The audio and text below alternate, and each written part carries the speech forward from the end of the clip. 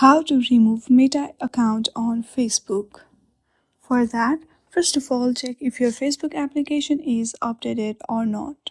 Once you check that, launch your Facebook application and make sure that you have logged into your account. Once you are on your Facebook homepage, on the bottom right corner you will see menu button. Simply tap on it. From there, scroll down. There you will see setting and privacy.